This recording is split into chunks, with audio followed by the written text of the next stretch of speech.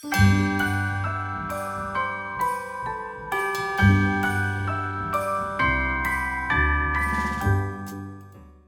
and welcome back to the channel, and Merry Holidays however you celebrate them.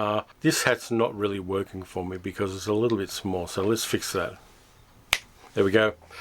Yeah, so I've got Christmas stuff for you, and I've got one of the weirdest WTF Christmas movies ever. And at the end of the video, I'm also going to give you 2 other recommendations for Christmas movies. Now, Christmas movies are something that people argue about on social media all the time in December. There are people who like Love Actually, even though it's a sexist piece of crap.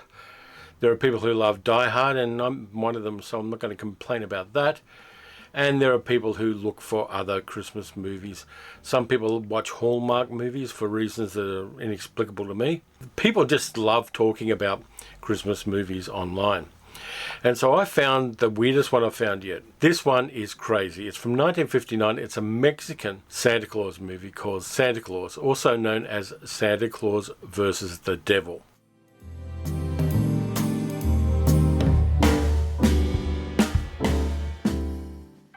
It's directed by a guy called Rene Cardona, who also directed Night of the Bloody Apes. And he was co-directed by his son, Rene Cardona Jr., who gave us a few different interesting films, like Guyana, Crime of the Century, where you got Stuart Whitman playing Jim Jones, and also Night of a Thousand Cats. Rene Cardona, the father, also directed Wrestling Women versus the Aztec Mummy, which I haven't seen, but I'm trying to find a decent copy of to watch. The Santa Claus one is weird. It was actually introduced to American audiences by a guy called K. Gordon Murray, who imported films from other language groups and dubbed them into English and put them out on the American market.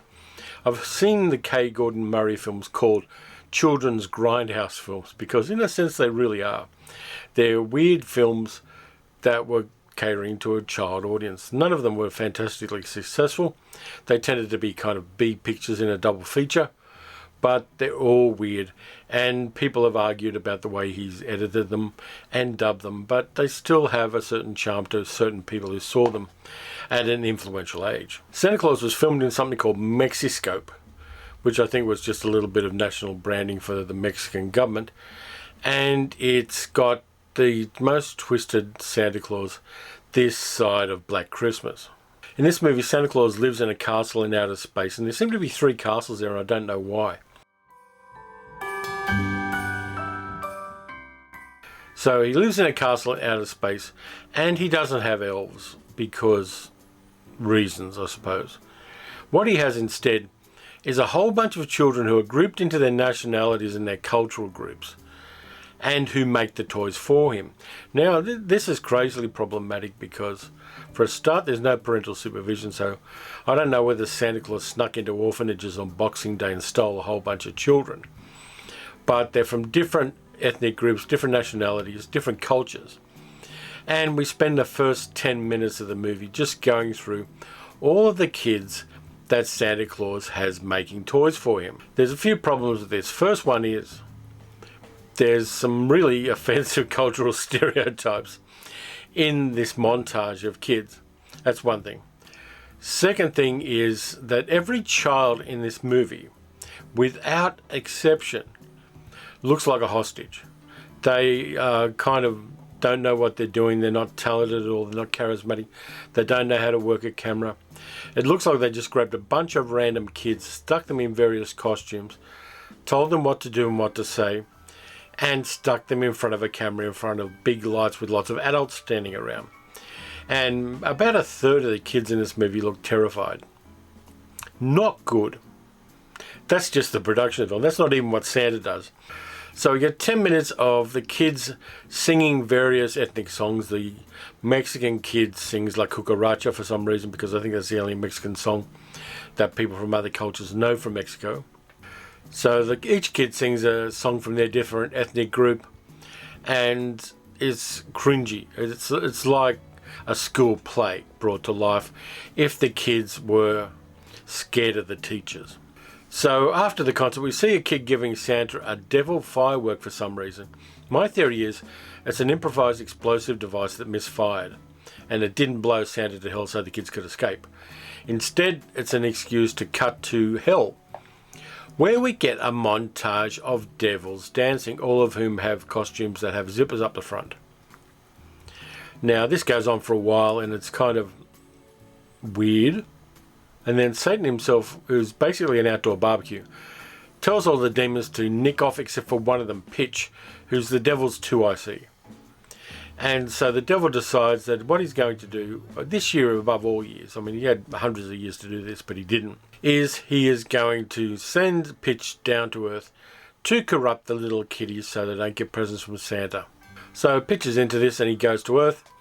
He sees a whole bunch of children standing outside the window of a toy shop where there is the creepiest robot Santa in history. And that then gives us an opportunity to see a little girl called Lupita, whose parents are very poor, and Lupita wants a doll for Christmas, but her parents won't be able to afford it. We also see three little boys who are basically bad because they're three little boys together. So Pitch basically grooms these three little boys, gives them 3 rocks, whispers in their ear because he's invisible, but he can influence people by whispering to them. And they break the window of the shop, but you don't see that because they didn't want to ruin the glass. The movie also gives us a rich kid who is very unhappy even though he's privileged and rich and he's probably never going to have to work a day in his life, who's unhappy because his parents don't spend enough time with him. Quite charming people, and they've decided on Christmas Eve to take a night off and go out for cocktails at a nightclub because parents are allowed to have a break from their kids, though this movie doesn't acknowledge that. Santa finds out all this stuff because he has really cutting edge surveillance technology. He's got a big thing called a cosmic telescope. He's got another piece of technology that looks like the world's biggest fleshlight. And he also has a way of looking into the dreams of children using a machine that looks like the bottled city of Kandor from the Superman comics. We also see some other people that work for Santa Claus, including a blacksmith who makes Santa a key that will open any lock, which I want. And I think there's a little bit of a rapport between Santa and the blacksmith. They have a little bit of a moment there during the movie. So there's no Mrs. Claus in this movie. So maybe Santa and the blacksmith have an understanding. Then we also get Merlin the Wizard, who makes things for Santa. Now, Merlin in this movie is suffering from dementia. He forgets things, he forgets how to do things, he has to constantly be reminded. But rather than getting him the care he needs, Santa gets him to make him some magic dust which will make people fall asleep on demand. And he gets a flower that enables him to become invisible when he sniffs it, because that's how Santa gets into houses without people seeing it. I felt very sorry for Merlin. Merlin really needed to be getting greater care than he was getting, and somebody needed to give him better shoes because he had these weird pointy clog shoes that let him shuffle around all the time. So then we get to the Sleigh and the reindeer, and Santa's reindeer are really creepy looking robots. They're clockwork robots, so is the sled. And for some reason, and here's where the movie does get into things that aren't really believable, Santa's reindeer will turn into powder if they are still out at sunrise. Now, here's your problem. Santa's castle is in space. There is no nighttime in space. So immediately they come out of the garage. Santa's reindeer, if they were staying true to their own premise, would turn to powder and nobody would get any toys. That doesn't happen. Santa and his reindeer head off, but Pitch has hitched a ride on Santa's sleigh. He cuts open the bag full of the magic powder so it all spills out, and he steals the magic flower. So basically, Pitch and the 3 naughty boys start a guerrilla war against Santa Claus. And from my books, it's right that they do, because Santa Claus is an utter bastard who kidnaps children and makes them make toys. So Pitch does a few things like pushing chimneys to one side so Santa can't use them to get into houses. The little boys set a booby trap for Santa Claus. When Santa Claus is trapped on the ground and running through the city, Pitch encourages people to call up the police, the fire brigade, and the ambulances, saying there's an intruder in the house of these people. So Santa flees, gets chased by a really mean dog, and gets chased up a tree basically like an unhappy cat. But everything does turn out all right, which is really unhappy for me because I was really hoping the pitch would prevail and the three mean kids would form a gang that would end up being in Sicario. But it doesn't work out like that. Little Lupita gets her doll. The rich, privileged kid gets his parents back because Santa drugs their cocktails. And the three bad kids get a lump of coal and Santa avoids their booby trap. This movie is insane. It's crazy. The production design on Santa's castle looks like it was made by somebody who went on to make Hodorowski's The Holy Mountain. But the people I really feel sorry for are the kids in this movie because none of them looks happy. None of them looks like they're having a good time. None of them looks like they're going to have a career in cinema, though one of the boys playing the Mexican kid in Santa's workshop went on to have something of a film career before he was arrested for various things as an adult. Nonetheless, it's a weird film, and if you want to sit around, have a few brews, and maybe self-medicate with, I don't know, whatever you're self-medicating yourself with, you might enjoy Santa Claus. It has had a Blu-ray release. I think it is in public domain, but it's had a Blu-ray release recently. And it's a weird and kind of in its own messed up, totally transgressive way. A perfect example of children's grindhouse. I enjoyed watching it even though I couldn't believe what I was seeing. And if you want to check it out, I'm sure there are copies of it on YouTube amongst other places. I did play it with the subtitles and the Mexican soundtrack on it because it gives you that little oomph of the actual original performances by the actors. But that Santa Claus I really don't like. And I've got two movie recommendations for you as well, two other Christmas movies. First one is Krampus from 2015, which has got Adam Scott and Toni Collette and Dave Koechner in it. It's basically based on the German Christmas legends of basically a Christmas demon. A little boy accidentally summons one and his whole little comfortable town gets covered in a blizzard, and the Krampus starts going for everybody in the town. It's got a little bit of the feel of Gremlins about it in some ways, except that this one's like 10 foot tall and a lot meaner than the Gremlins were. But I like it. I like the fact that it's transgressive. I like the way, like Gremlins and a lot of other transgressive Christmas movies, it subverts the paradigm of the sweet and saccharine Christmas. So that's a recommend from me.